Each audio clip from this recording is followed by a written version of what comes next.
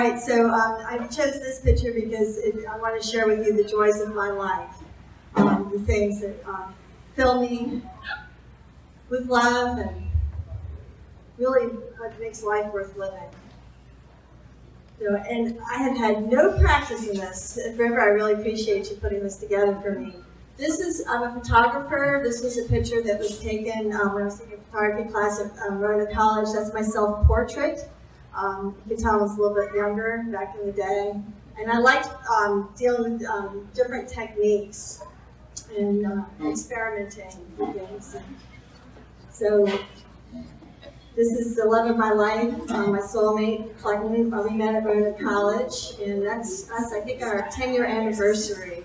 And I like that because besides us being together, I like the photograph. Like I said, I like photography, so I thought that was kind of cool. I didn't know that was going to happen about the halos above our heads.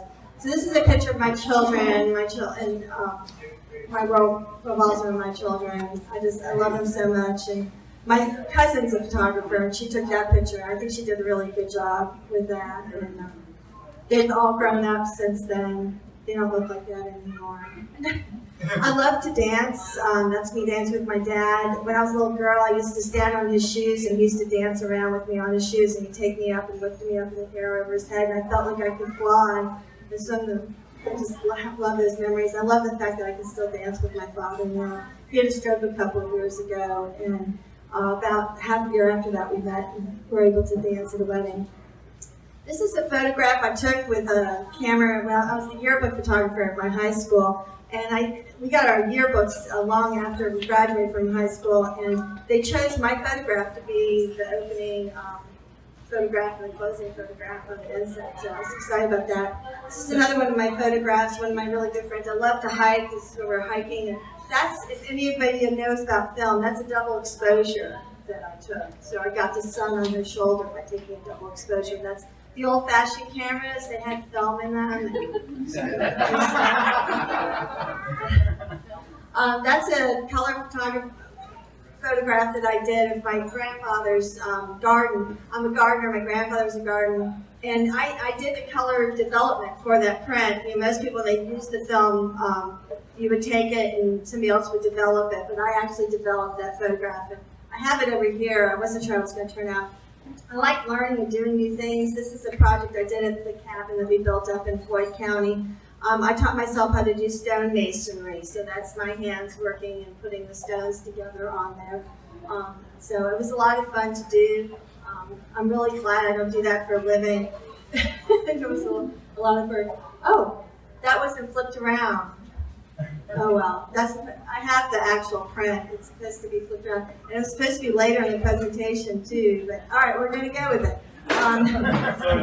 That's okay. So that is a photograph that I took, and it was to remind me of. Well, okay, we're back to the cabin again. And that's showing my stonework that was kind of complete, and another picture is going to go up to show more of the. How it all fit together there.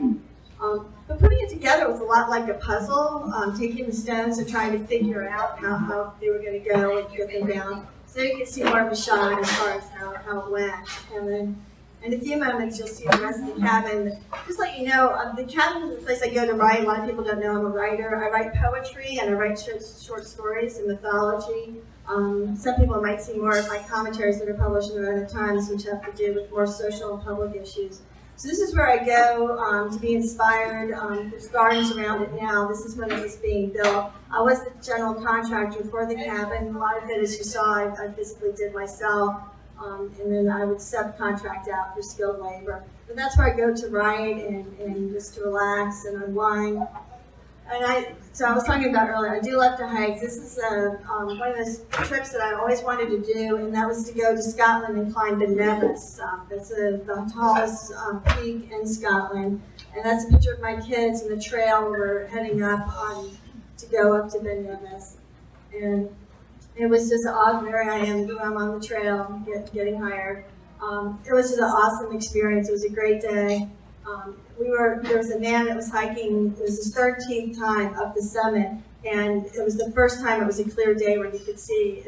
it can be a dangerous hike because lots of times the clouds cover the top of the mountain, and you have to be careful. But as you see, we were really lucked out. We had a perfectly clear day. Those are my kids on the summit of the mountain, and very pleased. We were all very excited to get up to the top and to see that we could actually see the view from there.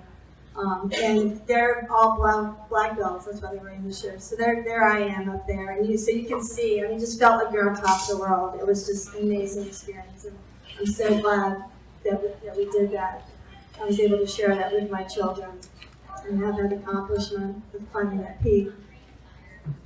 So let's see. All right. One of the things I found up there that really inspired me was there's a United Nations monument for peace up there.